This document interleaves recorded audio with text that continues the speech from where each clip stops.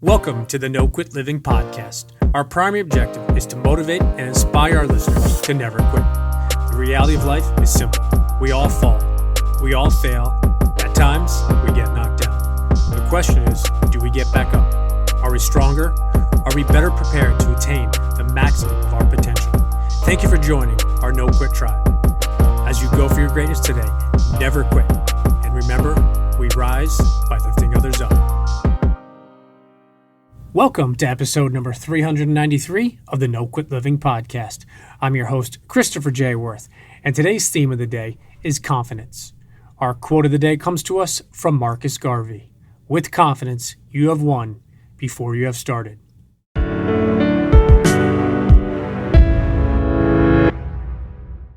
You might have seen either our Positivity Tribe or Team No Quit apparel, and if you are looking to get something fun and inspiring to wear around, you can grab one of our t-shirts or sweatshirts by heading on over to positivitytribemerch.com. Once again, that is positivitytribemerch.com. I'm really excited for today's episode. I had an absolute blast speaking with Dr. Nate Zinsser, and I think you will take a lot from what he shares with us. Also, if you are looking for a fantastic book about confidence, mental performance, and sports psychology, I highly recommend his book, The Confident Mind. I hope you enjoy today's episode. Dr. Nate Zinsser, I'd like to welcome you to the No Quit Living podcast. No quit, Chris. It is delightful to be here. I'm looking forward to this. I appreciate it. So we release these podcasts on audio, but I am holding up your book, The Confident Mind, a battle-tested guide to unshakable performance, As I said to you offline, I absolutely loved your book. And to start off today's interview, I'm going to definitely recommend to our listeners who are looking to tweak, improve their mental performance, mental toughness, mental conditioning, whatever words you like to use within that realm, I would 100% suggest this book. So my first question to you is, what led you to actually going ahead and writing this book? Because I didn't see anything else out there that I felt was an adequate discussion of the confidence topic in its entirety. Friends have been kicking me, Nate, there's a book that only you can write. You got to write it.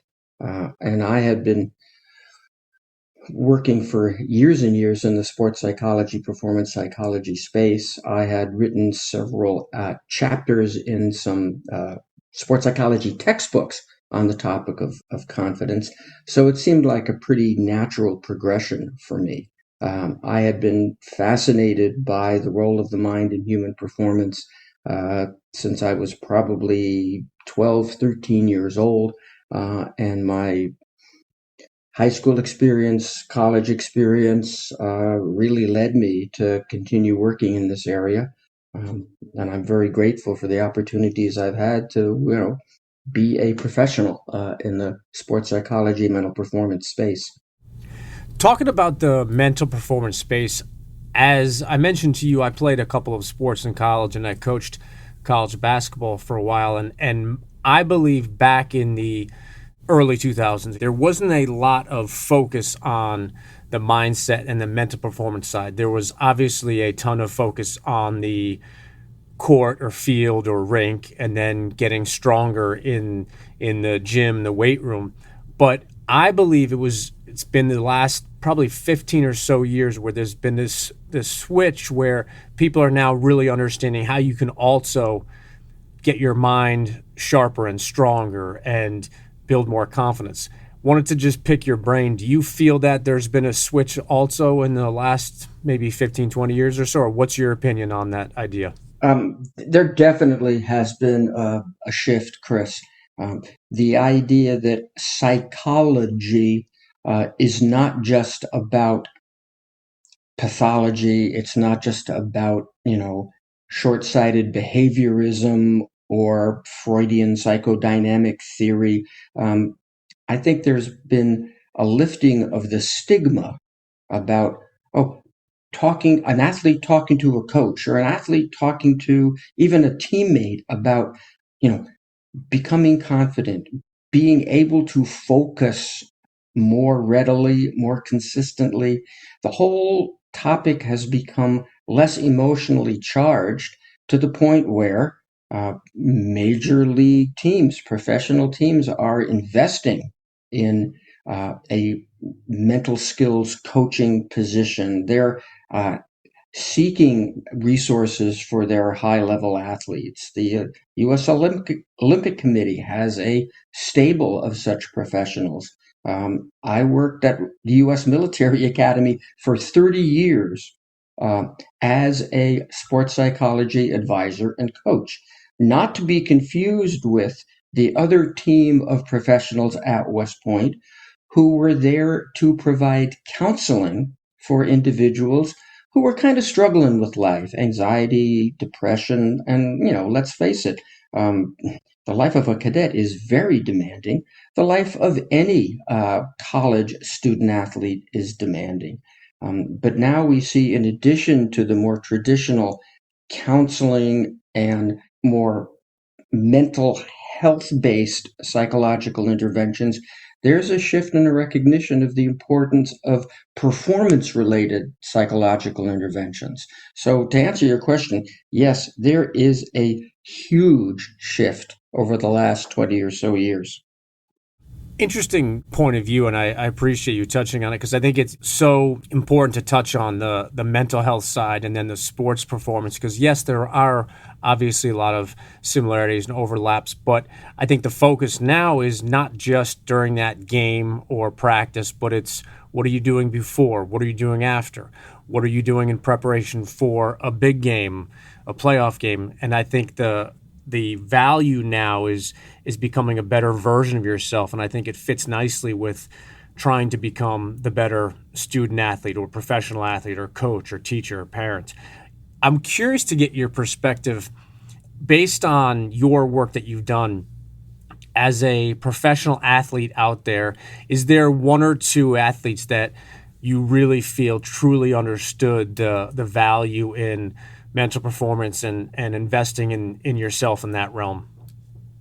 Well, I would have to say, right off the bat, Eli Manning, the retired quarterback for the New York Giants, two-time Super Bowl champion and two-time Super Bowl MVP, he was very clear that throughout his development in high school and playing college football in the Southeastern Conference at a very big time school, and then getting into the pros in the early 2000s, um, there was no formal training available to him at the time to how to actually think constructively so as to build confidence, how to structure one's attention in clutch moments.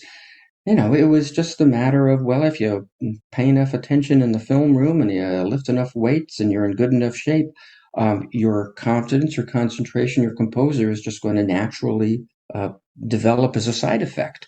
Now, to some extent, that's true, but it's not necessarily true all the time.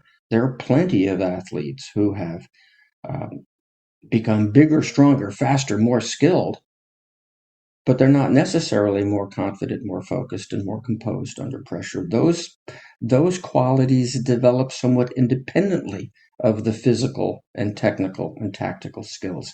Um, so Eli Manning was rather eager to have the access to a professional in the field, and it paid big dividends in terms of his game. He became known as Easy E by his teammates. The guy who is never freaked out by a situation, the guy who's always calm under pressure, the guy who can always be depended upon, to be the best version of himself in a clutch situation. So I'd have to say he is an athlete who really embraced the opportunity to learn more about the psychology of elite performance.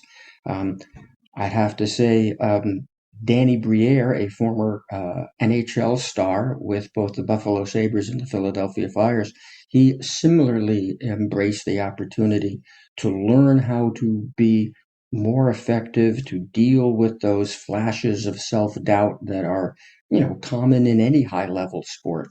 and come out on top. I think those are two great examples. And just to touch on Eli for a second, I am a diehard New York Giants fan, and it's interesting during Eli's career, a lot of my friends knew that there was a part of me that wanted a little bit more of that fire and emotion when he threw a big touchdown or unfortunately made a bad turnover or an interception. But as I've studied him more and more, and I realized that that was why he did that, because he was always under control and he wanted to be in the moment. And it's interesting now that, per my question before, mental performance and sports psychology is kind of coming out more, realizing that Eli was working on himself for those situations, which then ultimately led to him being able to win 2 Super Bowls and 2 Super Bowl MVPs. So as a Giants fan, there's part of me that says, okay, I wish he was, a little more rah-rah and fist bumping when he made a big play, and then, maybe, stomping his foot or throwing his helmet. But I realized that, I can't have the 2 Super Bowl wins and then have everything else and it all together. But I think so many athletes that are the best of the best, or that want to be the best of the best, are those that are investing in themselves both on and off the court or field, both mentally. It's how you prepare before and after, and I'm really glad you touched on those two. I want to pick your brain for a second on Kobe Bryant. Just, I know that he passed a few years ago, but since he's passed, I think there's been a lot more focus on just how much time, energy, effort he invested in the mental side of basketball. Um, Kobe is a great study of a great athlete who invested across the board. Um, I didn't follow his career with the same degree of intensity that I followed some other careers, but there's certainly a lot to be said for the energy that he brought and the dedication that he brought to his training. Um, a lot of, there's plenty of famous stories about him, uh, asking teammates to be ready at 4 a.m. to go train.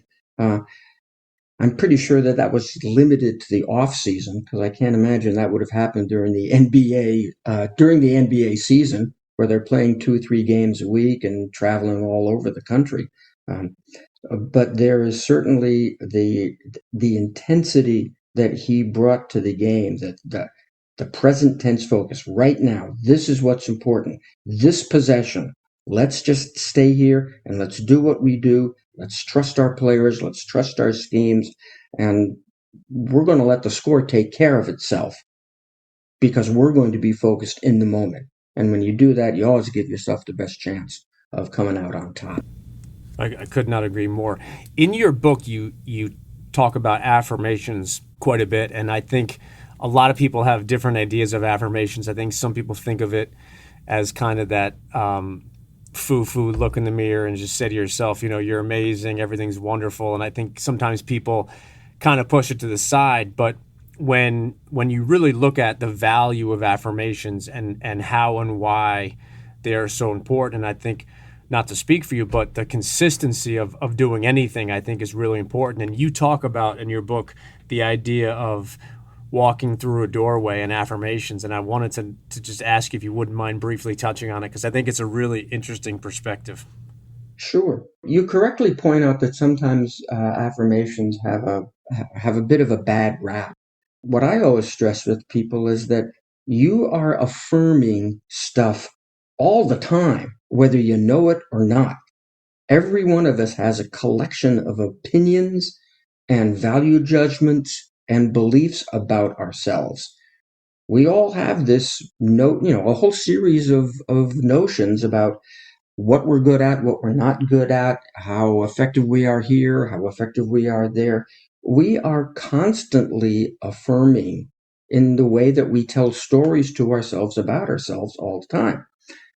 So, if that's the case, you might as well be telling stories to yourself about yourself that build you up a little bit, rather than telling yourself stories about yourself that sort of tear you down and make it less likely that you will feel up to the moment when you get there. Um, I don't necessarily recommend standing in front of a mirror and telling the world how marvelous you are.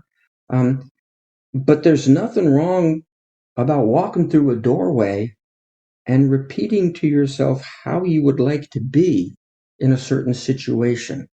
But instead, oh, I want to be like this. It's not, no, I am responsive and genuine in each of my business meetings. That's not a big chest thumping, I'm the greatest in the world type statement, but it's a statement of how you want to be, phrased in the present tense. I am, rather than I should be, I want to be, I ought to be, I better be. It's I am. Okay. And by telling yourself those kinds of short but somewhat meaningful stories about a skill that you want to have in your repertoire, about a quality that you want to bring to your work, to your sport, to your life, um, even about an outcome. You know, I am the 2023 Army lacrosse MVP. Okay, there's there's a lot of value in just repeating those things. You're going to be telling one story or another about yourself. It might as well be the story that you want to have come true down the line. I love that, and I think that is so important, and it's not just what you say it, but it's how you say it. And I am versus I hope someday. I think there's power in that. Early on in your book, you write, strive for perfection, but don't demand it. And I think it goes hand in hand with that idea where people always say, practice makes perfect. And I used to say it myself, and now through my studies and the work I do, I don't think practice ever makes perfect. I think practice makes improvement. But wanted to just get your 2 cents on that whole idea of striving for perfection as opposed to demanding it or expecting it. That's a really important distinction simply because we live in a rather perfectionistic society. We're always told that, oh, kid, you got to get good grades to get into a good high school. You got to get good high school grades to get into a good college. You got to get good college grades if you want to get the kind of job, blah, blah, blah, blah, blah, blah, blah. There's always this sort of pressure on oneself. And it is easy for any of us to go into a situation thinking, okay, this is really important. I really want to be good at it. I gotta be perfect. And at that moment, I gotta be perfect. That's when you have introduced a level of tension that typically works against you. Um, the idea, let's see how great I can be here is fine. I, as you point out, urge people, strive for perfection. You know, if you're on the basketball court and you're doing drills, you want to strive to be perfect at every drill. But if you're not perfect at a given drill, at a given rep of a given drill, you don't walk to the back of the line saying, gosh, what a chump I am today, man. I can't, da, da, da, da, da, and beating yourself up. Demanding perfection just puts too much pressure on you. Being enthusiastic and seeing how good you can be rep after rep, drill after drill, brings up your energy. So strive for perfection, but when you don't get it, maybe you need to talk to yourself like your very best friend would. Maybe you need to talk to yourself the way you would talk to your very best friend if he or she did not achieve perfection. Don't beat yourself up when you're not perfect. Go for it, but forgive yourself when it doesn't happen. That preserves your energy. I think that's such an important piece is preserve it when it doesn't happen. And I think a lot of times, as you said, in this world we're in today, it's perfection based and being perfect all the time. And we could obviously have a discussion on the greatest athletes in numerous sports, and not a single one of them would ever be perfect in any way, shape, or form. There are those highs and lows, and those times where they underperformed, overperformed based on the public, especially in the media world. But I think the best of them are the ones that are able to rebound, learn, and also reflect on how do I duplicate or replicate those really good moments? And then how do I tweak or change maybe those lesser moments where I didn't perform the way I wanted to? Exactly. Exactly. So you can't answer your book, but I'm curious if you've read anything recently or you're currently reading something that you'd like to recommend to our listeners. Oh, certainly.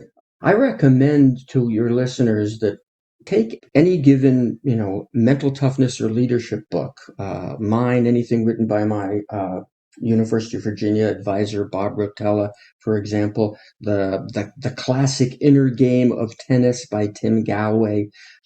Take a book like that and really spend a lot of time on it. Um,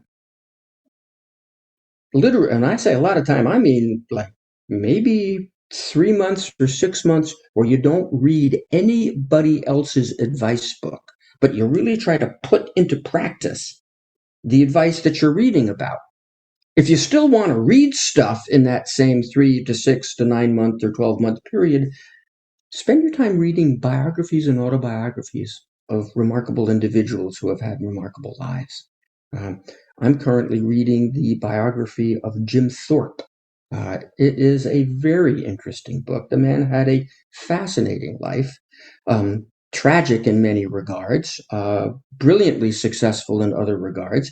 You'll learn a lot about sport. You'll learn a lot about education. You'll learn a lot about America. You'll learn a lot about race relations. Those kinds of biographies really give you insight into how people become very, very successful and what people do with their success. There's a biography written by the same author, David Moranis, on Vince Lombardi entitled When Pride Still Matters. And boy, you want to understand something about the role of football in America. You want to understand something about how great coaches Lombardi and his mentor when he coached at West Point, a guy named Red Blake, how they conditioned their players to think, how they motivated their players to think, how they helped their players cut through all the chatter and potential interference. Books like that are great. So read Serena Williams's book, read Derek Jeter's book. These are marvelous supporting materials while you are putting into operation the principles from my book or the Inner Game of Tennis or any other good, leadership performance book. Yeah, I think those are some fascinating examples, and I know that many people think that Jim Thorpe was one of, if not the greatest athletes of all time, and I think it would be hard in some ways to argue against that. I know you're familiar with the famous quote by Jim Rohn: "You are the average of the five people you spend the most time with." If I could grant you dinner with any five people, dead or alive, that you could level up with, who would you pick? Any five people, dead or alive, that I could hang with. Oh, wow. Um, I think Jim Thorpe might be one of them. Sir Edmund Hillary, the first individual to summit Mount Everest that we know of. Maybe Babe Didrikson, the remarkable multi-sport tennis golf female athlete, a real pioneer. Um, Boy, she'd have a heck of a story. JFK, I think. I wouldn't mind being in his back pocket for several hours. And if, the founding father of modern karate in the world, a Japanese by the name of Gishin Funakoshi, a name that I would think only very few of your listeners would recognize. But he was the individual who brought a very sort of secretive Okinawan discipline and introduced it to mainland Japan in the 1920s and uh, taught hundreds of students at the major Japanese universities who then went out and spread what we know as karate today throughout the world. Um, I was super excited for your answer to that question because I knew the way that you think that it would be meaningful, and I have to say, out of the five that you picked, I'm 99.9% sure the only one that has ever been mentioned, I think 3 or 4 other times was JFK. So you win the award for the least popular dinner, which is really interesting to me because I think that's how people learn from others. And if we all wanted to have the same 5 people, then the reality is we'd all learn the exact same thing. And I think for me, why this show has been successful is I like to bring different people, different ideas. So we're gonna Oh, okay. switch. We're gonna switch over to our hot seat questions now, and the Oh only boy. request I have of you is that you spit out the first thing that comes to mind. Sure. Last meal, you can pick absolutely anything. What do you pick? Last meal. I might pick a Maine lobster with melted butter, a baked potato, and a green salad. Favorite smell? Favorite smell. The blossoming of locust trees that happens every few years. They don't blossom every year, but when they do, they're these tiny little white flowers, and it is the most lovely perfume. Favorite sport? Favorite sport. Wrestling. Do you have an all-time favorite team? Oh, New York Giants. All right. Without question. Favorite movie? Favorite movie, Dead Poet Society, starring Robin Williams, the late great comedian, as a sort of off the wall but very sincere English teacher at a stuffy boys prep school. That was a great movie. Favorite book? The Book of Five Rings by Miyamoto Musashi, a 17th century samurai who went into seclusion at the age, I think, of about 45 or 50, having distinguished himself as a swordsman. And he wrote his treatise on strategy and basically enlightenment. Do you have an all-time favorite quote? It's funny you should ask that because I remember a couple of years ago at West Point, I was walking through our office suite and a cadet who uh, I had not worked with, who I did not know at all, just said, excuse me, sir. I guess he knew who I was. He said, "Do you have a favorite quote?" And I scratched my head for a minute and I came up with something by the great poet Bob Dylan. And that is a line that goes, "He not busy being born is busy dying." That is a great quote. I'm not sure that would look good on some highway billboard, but it's an important quote in a lot of ways. I think it would look good. I mean, you wouldn't want to going off a cliff or something like that, but I think on most traditional highways, if you had to pick cold plunge or sauna, which do you pick? Sauna. Would you rather have more time or more money? More time. I used to think my answer used to always be more money, but as I've gotten older, I realized that you can get more money, you can get less money, you can double, triple money, but you can never double, triple, pause, fast forward, or speed up That's right. time. What's the best way for our listeners to connect with you or follow you or find out more information about you? Nate.Zinsser.com is my website if people want to reach out to me through that medium.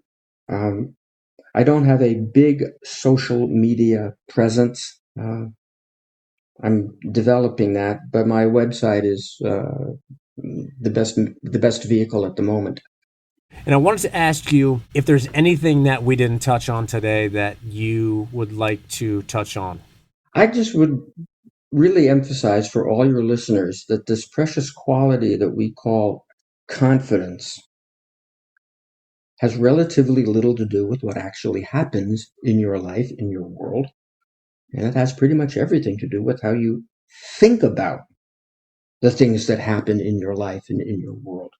Um, you have choice about that.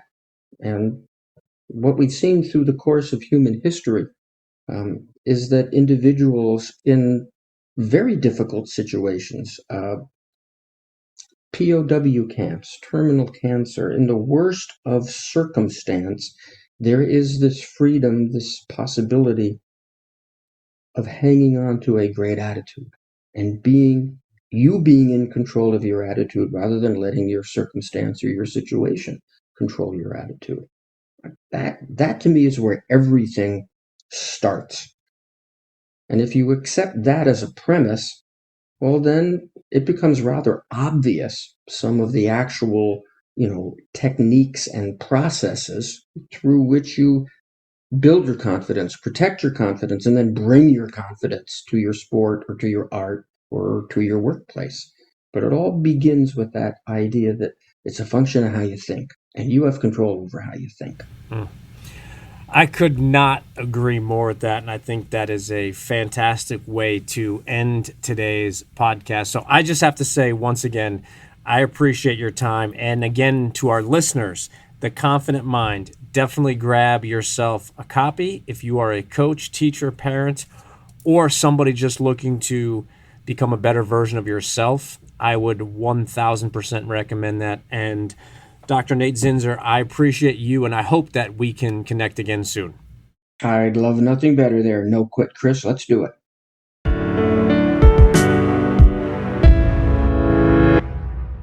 Thank you for listening to episode number 393.